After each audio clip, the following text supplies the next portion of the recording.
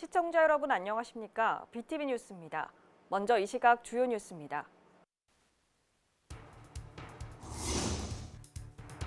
부산시가 대규모 반려동물 테마파크를 2026년까지 만들겠다고 하는데요. 논란이 큽니다. 어떤 내용인지 살펴봤습니다.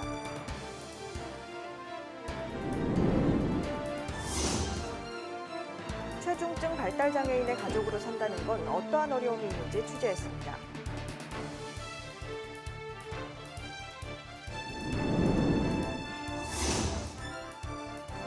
황령산 편백숲이 우리나라 100대 명품숲에 선정됐습니다. 울창한 편백나무 숲을 소개합니다.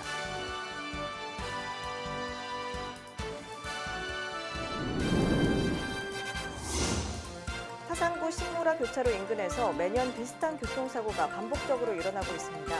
사고가 발생할 때마다 대형 사고로 이어지고 있어 실효성 있는 대책을 요구하는 목소리가 큽니다.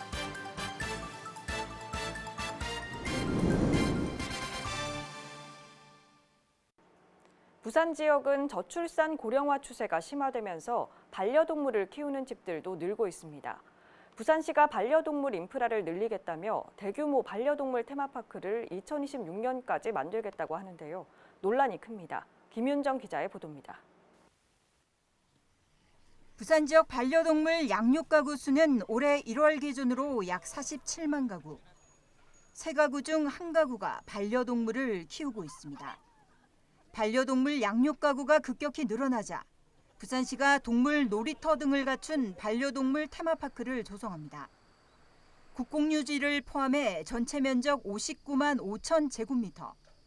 부산 시민공원의 1.25배에 달하는 대규모입니다. 하지만 반려인들이 찾기 힘든 도심 외곽에 위치한 기장군 철마면 일대. 상수도 보호구역으로 개발 제한구역 해제까지 해야 하는 곳으로 투입될 예산만 350억 원 규모입니다. 부산시는 최근 지역 주민들과 반려동물 테마파크 조성에 전격 합의했다고 발표했습니다. 반려동물 테마파크 조성 관련 그동안 진행되었던 주민 협의는 지난 9월에 기장군과 지역 주민들이 반려동물 테마파크 조성을 적극 찬성하는 걸로 전격 합의가 완료되었습니다. 그리고 추가로 진행 예정 사항은 없는데 사업 진행하는 과정에서 필요시에는 언제든지 주민들과 관할구청의 의견을 청취하여 소통할. 그러나 현장을 찾아가 보니 사실과 달랐습니다. 상수도 보호구역 내 대규모 반려동물 테마파크 조성을 위한 주민 협상을 마무리 지었다는 부산시의 입장과 달리 정작 토지 소유자들은 사실조차 알지 못하고 있었습니다. 반려동물 테마파크 지주대책위원회는 지주들은 일방적으로 손해보고 희생되어도 좋다는 것이냐며 분통을 터뜨렸습니다. 저희들이 반대는 분명히 다 지주들이 반대는 하고 있습니다. 뭐 반대를 위한 반대라기보다는 이 토론장이든 뭐 공청회든 가서 우리 지주들의 의견을 어느 정도 어느 정도 부분적으로라도 좀 수용을 해준다 하면은 얼마든지 뭐 가능한데 지금 같은 경우는 뭐 전혀 그런 내용들이 없다 보니까 그래서 저희들은 막 짜증나고 신경질 나지요. 접근성이 좋지 않아 정작 조성되더라도 찾기 힘들다며 반려인들조차 난색을 표하고 있습니다. 타창 행정이죠. 어떤 16개 부근에 어떤 반려동물 놀이터를 만든다 하면 예를 들어서 시에서 그렇게 하겠다고 뭐 예산을 내려준다 하면 충분히 사람들이 이용할 수 있을 만한 것들로 다 만들 수 있거든요. 부산시 민선 8기 핵심 공약인 15분 도시와도 거리가 먼 방향성 개선 등이 필요하다는 목소리가 나오고 있습니다. BTV 뉴스 김윤정입니다. 최중증 발달장애인의 경우 사회에 나와도 복지시설 이용이 녹록치 않아 이곳저곳을 전전해야 하는 실정인데요. 이들을 위한 부산 최초의 성인 발달장애인 평생교육시설이 지자체의 재정난과 정원 모집의 어려움으로 존폐 위기에 놓였습니다. 왜 이런 시설이 필요한지 박재한 기자가 발달장애인 가족들의 이야기를 들어봤습니다. 최중증 발달장애인의 가족은 거절이 일상입니다.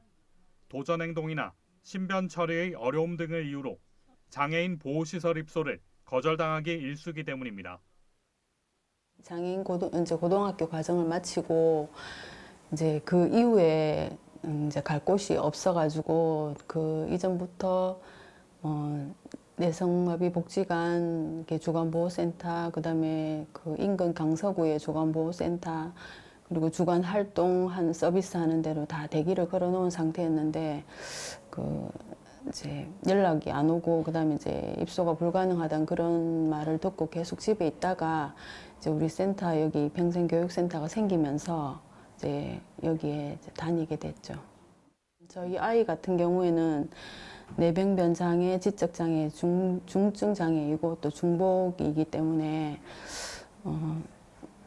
이제 혼자서 할 수 있는 일이 많이 없으니까 그런 이제 시설이나 기관에서 아무래도 힘이 드니까 뭐 거부를 당했던 걸로 그렇게 저는 생각하고 있습니다. 졸업과 맞물린 코로나 시기는 악몽과도 같았습니다. 돌봄은 온전히 가족의 몫입니다. 코로나 시기는 생각하기도 싫은데 졸업도 전부터 이제 코로나가 왔죠. 그러니까 물리치료실에도 코로나 때문에 못 가죠. 그냥 뭐 집에서 이제 저하고 나하고 이제 둘이서 뭐 거의 뭐 계속 있었죠. 뭐 그냥 그러니까 이제 뭐 아이도 답답해하고 기껏 나가서 차로 드라이브 한번 하고 들어오는 게 끝이고 어디든 우리를 반기는 데가 없으니까 갈 수도 없고 매일 가는 물리치료실도 뭐 감염 예방 때문에 못 가고 어디 갈 데가 없어 계속 집에 그냥 2년 동안 진짜 시간이 10년은 됐는 것 같이 그렇게 지냈죠 그냥. 모든 생활이 자녀 돌봄에 맞춰지다 보니 경제적 부담도 만만치 않습니다. 가족들 역시 점점 더 사회와 동떨어진 채 고립되고 있습니다. 매스컴에서는 뛰어난 자폐성을 가진 기능이 뛰어난 어떤 한 분야의 그런 아이들을 많이 보잖아요. 그런데 보통의 우리 발달장애 아이들은 절대 그렇지 않아요. 각자 개별 수업을 하면 한 번에 기본 1시간이 40분 단위로 5만 원이에요. 그러면은 일주일에 3번만 가도 15만 원이에요. 그러면 한 개를 시키면 그래요. 그런데 거기에 체육을 시키죠. 그러면은 일주일에 5일만 보내도 1시간 40분씩만 해도 25만 원이에요. 그럼 한 달이면 우리 아이는 영재 교육을 시키는 아이들이에요. 졸업 후 사회 진출은 보호기관 입소만큼이나 어렵습니다. 취업 시장도 경증 장애인 중심으로 부분적으로 이루어지다 보니 중증 장애인들은 설 곳이 없습니다. 이제 졸업을 하니 집에만 있어야 되는 아이들을 엄마들이 걱정을 하는 거예요. 어디를 보낼까? 우리 애도 사회에 내보내고 싶은데 사람을 만날 게 학교였었는데 졸업을 할 때 되면 우리 애가 만날 사람, 우리 가족 외에는 내와 가까이 아는 사람들 말고는 만날 사람이 없어요. 그래서 어디든 보내야 돼요. 왜냐하면 그 아이가 즐거워하니까, 행복하니까. 그런데 이곳저곳을 둘러보면 특별히 심한 아이들은 갈 데가 없어요. 강서구에서 부산 최초의 성인 발달 장애인들을 위한 평생교육센터 개소는 한 줄기 희망이었습니다. 하지만 지자체의 재정난과 위탁기관의 정원 모집 어려움 등 어렵게 출발한 이 보금자리가 지속될지 장담할 수 없는 상황에 부모들은 불안하기만 합니다. 그 말씀을 듣고 솔직히 밥맛이 없어요. 그래 이제 우리 애에 대해서 이제 아이에 대해서 이제 걱정 없이 보내고 만족하고 있었고 그다음에 이게 생김으로써 이제 5년간은 일단은 보낼 수 있겠다 그렇게 생각하고 그 이후에는 또 복지관이 생기면 또 이용하고 하면 이제 우리 애도 어떤 식으로 나이는 들어가지만 같이 이제 생활하고 이제 그런 안도감이 있었는데 그 지금 1년 반 아직 2년도 안 돼가지고 이제 뭐 내년까지만 다니면 또 못 다닐 수도 있다 이런 그런 말이 들려오니까 저 걱정이 잠이 안 오고 밥맛이 없어요 지금. 그런 아이들을 어떻게 이렇게 센터 하나에서 10명이니까 11명이니까 돈이 그만큼 들어서라고 말을 할 수가 없는 거예요. 우리 부모들은 여태까지 그걸 다 감당하면서 이만큼 키워놨는데 이제 사회에 내보내려고 하니 나라에서 하는 기간이 겨우 요거 하나인데 이 요거 하나 유지를 하는데 5억이 너무 많아요. 우리는 개별로밖에 지도를 할 수가 없는데요. 그게 현실인데 그것은 우리 아이들을 너무 몰라서 돈과 비교하는 거라고 생각해요. 발달 장애인과 가족의 극단적 선택이 사회 문제로 떠오르면서 국가가 이들을 책임져야 한다는 목소리도 점점 커지고 있습니다. BTV 뉴스 박찬입니다. 부산의 대표적인 도심 산이죠. 황령산에 울창한 편백숲이 있다고 하는데요. 이 편백숲이 우리나라 100대 명품 숲으로 선정됐다고 합니다. 김석진 기자가 다녀왔습니다. 남구에서 황령산 편백숲을 가는 등산로는 두 곳입니다. 그중 문현동 생태숲에서 출발하면 30여 분 만에 도착합니다. 임도를 사이에 두고 울창하게 자리 잡은 편백나무숲. 하늘을 향해 곱게 뻗은 나무줄기와 짙푸른 나무까지. 그 사이로 들어온 햇살은 숲에 신비감을 부여합니다. 편백나무 숲길이 있어서 걷기도 좋고 공기도 좋고 또 향도 좀 좋고요. 그다음에 집에서 걸어오기가 시내 쪽에 있다 보니까 또 접근성이 좋은 것 같고 주차장도 잘 돼 있거든요. 그리고 길이 평평하고 이렇게 잘 정비된 길도 있고 또 이렇게 산길로 해서 오르막이 좀 심한 길도 있고 해서 다양한 길을 걸을 수 있어서 그런 점이 좋은 것 같습니다. 황령산 편백숲이 우리나라 100대 명품 숲에 이름을 올렸습니다. 산림청이 국토녹화 50주년을 맞아 국민투표와 선정위원회 심사를 거쳐 선정한 겁니다. 이곳 황령산 편백나무숲은 지난 1976년부터 조림 사업을 시작해 여기 있는 나무들의 수령이 40년이 넘는 것들도 많습니다. 1981년까지 진행된 인공조림 사업으로 76헥타르의 편백나무 군락지가 만들어졌습니다. 편백나무는 식물이 스스로를 보호하기 위해 내뿜는 항균 물질인 피톤치드를 많이 발산하는 것으로 알려져 있습니다. 피톤치드를 사람이 흡수하면 스트레스가 완화되고 심리적 안정 효과도 나타납니다. 때문에 많은 사람들이 편백숲을 찾아 산림욕을 즐기고 있습니다. 남구는 황령산 산림문화공간 마스터 플랜을 진행 중이라며 명품 숲에 걸맞는 휴양림으로 가꿀 예정입니다. BTV 뉴스 김석진입니다. 비슷한 교통사고가 매년 반복적으로 일어나는 곳이 있습니다. 바로 사상구 신무라 교차로 인근인데요. 얼마 전에도 대형 화물차가 긴 내리막도로를 내려오다 사고가 났습니다. 박철우 기자입니다. 18톤 대형 화물차가 교각을 들이받은 채 멈춰서 있습니다. 소방대원들은 서둘러 부상자를 치료합니다. 지난달 27일 사상구 모라동에서 발생한 6중 추돌 사고입니다. 이 사고로 차량 운전자 등 7명이 크고 작은 부상을 입었습니다. 사고로 도로 곳곳이 움푹 패여 있고 차도와 화단 경계 부분의 연석도 부서졌습니다. 백양터널에서 신무라 교차로 구간 사고 대부분이 대형 차량이 이 내리막길에서 제동장치 문제로 인해 발생하고 있는 것으로 드러났습니다. 이 사고가 난 장소는 백양터널과 800m 떨어진 곳. 긴 내리막길과 급한 경사도가 계속 이어지다 보니 이 무거운 짐을 실은 화물차 운전자들에게는 부담일 수밖에 없습니다. 그 저속기아를 놓고 와야 되는데 사람들이 그냥 뭐 막무가내 2단, 3단, 4단 놓고 오다 보니까 브레이크만 밟고 터지는 거라. 신무라 교차로에서는 지난 2020년 1월 레미콘 차량이 교각을 들이받고 운전자가 숨지기도 했습니다. 지난 3년간 신무라 일대에서 발생한 교통사고는 76건, 사망사고도 2건이 있습니다. 갖은 사고가 반복되자 예방을 위해 속도 제한과 미끄럼 방지 포장재와 충격흡수 시설을 설치해도 그때뿐입니다. 터널부터 시작해서 계속 내리막이거든요. 터널 안에도 내리막이고, 사실은 터널을 벗어나면 더 이제 경사가 더 심한 내리막이 또 이렇게 이어지는 거죠. 비슷한 교통사고가 매년 반복적으로 일어나고 있지만 땜질식 처방에 그치고 있는 신모라 교차로 인근. 보다 확실한 대안이 필요하다는 목소리가 커지고 있습니다. PTV 뉴스 박철우입니다. 지난 13일 오후 9시 50분쯤 부산 진구 계금동의 한 아파트에서 불이 나 20분 만에 꺼졌습니다. 이 불로 60대 남성이 숨지고 집안 가전제품이 불에 타 소방서 추산 310만 원 상당의 재산 피해가 났습니다. 경찰과 소방은 60대 남성이 스스로 불을 낸 것으로 보고 정확한 화재 원인을 조사하고 있습니다.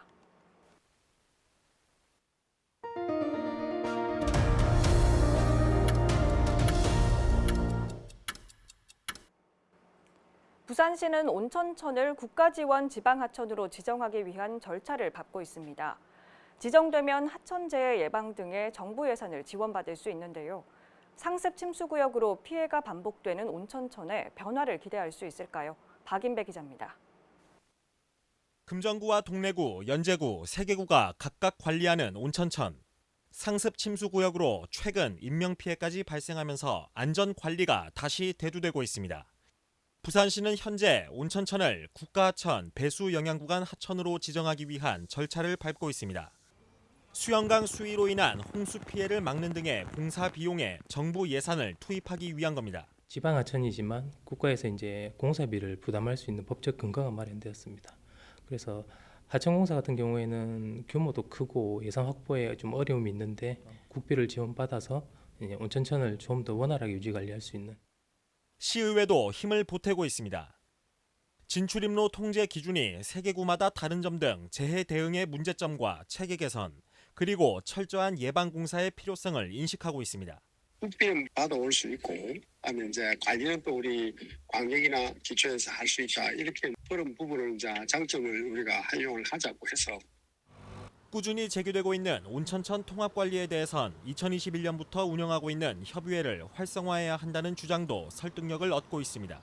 국가하천 배수영양 구간이라고 올해 반영된 입법 사항이 있습니다. 거기에 맞춰서 신청을 해서 국가하천 배수영양 구간으로 반영되게 하도록 노력하고 있습니다. 시정이 되고 나면 그런 부분에 대해서는 조금 더 이렇게 탄력이 붙을 걸로 생각을 합니다. 반복되는 온천천의 안전관리 문제, 해결점을 찾을 수 있을지 주목됩니다. HC 뉴스 박인배입니다. 동래구와 연제구, 금정구를 흐르는 온천천은 부산에선 빼놓을 수 없는 친수 공간입니다. 동래구는 기존에 설치된 인공폭포에 감성을 한 스푼 얹어 재개장했는데요. 동래 지역 온천천을 빛으로 물들여 지역의 랜드마크로 만들겠다는 계획입니다. 최형광 기자의 보도입니다. 형형색색의 조명 사이로 시원한 물줄기가 뿜어져 나옵니다. 동래구 온천천 일원의 새롭게 모습을 드러낸 인공폭포. 사람들은 발길을 멈춰선 채 카메라로 그 모습을 담아냅니다. 늘 자주 타고 지나다니거든요. 지나다니면 전에 여기에 풀 정매로 그런 게 돼 있었는데 지금 인공 폭포로 만들어놨고 나니까 상당히 기분이 좋습니다. 11일 동래구는 뉴 인공폭포 개장식을 열었습니다. 온천천을 빛으로 물들인다는 계획에 첫 발을 뗀 겁니다. 총 사업비 9억 8천만 원을 들여 6개월에 걸친 공사를 진행한 끝에 마침내 동래구민 앞에 첫 선을 보였습니다. 동래구는 온천천이 부산 시민 모두가 이용하는 친수 공간인 만큼 사계절 내내 감성을 자극할 수 있는 공간으로 조성하겠다는 계획입니다. 빛으로 물든 친수 공간을 만들어서 동네 구민뿐만 아니라 부산 시민이 함께 어우러질 수 있는 그런 좋은 공간으로 만들어 볼 생각입니다. 개장식에 참여한 주민들도 가을음악회와 같은 문화 공연이 보다 풍요로워질 것 같다며 기대감을 내비쳤습니다. 특히 가을에는 음악회도 많이 하고 하는데 이 인공폭포까지 새로 생기니까 너무나 경관이 아름답고 또 깔끔하고 마음도 시원하고 좋습니다. 온천천을 수놓은 오색빛의 향연. 빛으로 물들인 온천천은 동래구의 랜드마크로 자리매김할 준비를 하고 있습니다. HCN 뉴스 최현강입니다. 남구의회가 제322회 임시회를 폐회했습니다. 의회는 13건의 조례안을 심의하고 행정사무감사 계획서를 승인했습니다. 주요 조례안 등을 김석진 기자가 정리했습니다. 남구의회는 제322회 임시회를 열고 13건의 조례를 원안 가결했습니다. 주요 조례로는 맨발 걷기 활성화 조례가 있습니다. 이 조례는 남구청장이 맨발로 걸을 수 있는 산책로를 조성하고 지원하는 내용을 담고 있습니다.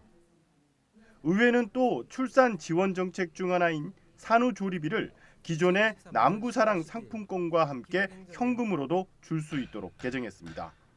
이날 5분 자유 발언엔 3명의 의원이 나섰습니다. 먼저 김철현 의원은 남구가 부산에서 가장 빈집이 많은 것으로 나타났는데도 불구하고 무허가 빈집의 현황 파악이 안 되어 있다고 지적했습니다. 부산시와 함께 체계적인 정비 사업 추진을 위해 머리를 맞대어 파악할 수 없는 빈집이 계속해서 늘어나는 악순환을 끊어주십시오. 무허가 빈집의 문제를 현실적으로 바라보고 해결하고자 하는 적극적인 행정 의지를 부탁드립니다. 김근 의원은 유아의 무상 보육 실현을 위해 학부모가 부담하고 있는 어린이집 특별활동비를 지자체가 지원해 줄 것을 요청했습니다. 우리 남구는 육아에 대한 경제적 부담을 완화하기 위해 2세부터 5세의 아동의 특별활동비 월 1만 5천 원의 지원이 가능하도록 우리 구 특색에 맞는 보육정책을 마련해 주실 것을 요청드립니다.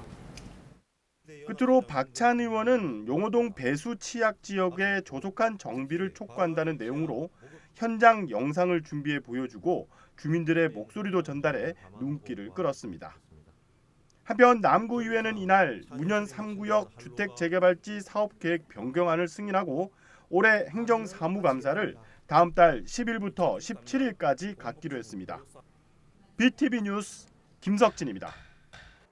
국회 부산도서관은 오는 18일 오후 1시 30분부터 6시까지 부울경 지방의회 의원들을 대상으로 제2차 지방의정 북토크를 개최합니다. 북토크는 품격 있는 의정 활동을 위한 리더의 글쓰기와 유권자를 사로잡는 공감 스피치, 국회 부산도서관 투어 등으로 구성될 예정입니다. 이번 프로그램은 지난 8월 글로벌 리더십과 퍼스널 브랜딩 전략 과정에 이어 두 번째로 개최됩니다. 이어서 포토뉴스입니다. 부산시 남구청 드림스타트는 지난 11일 가족과 함께하는 힐링 요트 투어에 드림스타트 대상 가족 20세대 55명을 초대해 일상의 스트레스를 해소하고 가족 간 소중한 추억을 만드는 시간을 가졌습니다. 부산 작전기지에 입항한 미 5항모 강습단 장병과 독도함 장병 40여 명은 지난 13일 경남 거제시 장애인 복지시설인 애광원을 방문해 연합 봉사활동을 전개했습니다. 대한민국 특수임무유공자회 부산시 지부는 지난 13일 남구 용호동 백운포항 인근에서 구군지회 회원 100여 명이 참여한 가운데 수중 정화 활동을 통해 다량의 바다 쓰레기를 수거했습니다. 부산시 서구 남부민 이동 새띠사랑 나눔회는 지난 13일 기독교 종합사회복지관과 연계해 관내 취약계층 15가구에 균형 잡힌 음식을 전달하며 안부 등을 확인했습니다.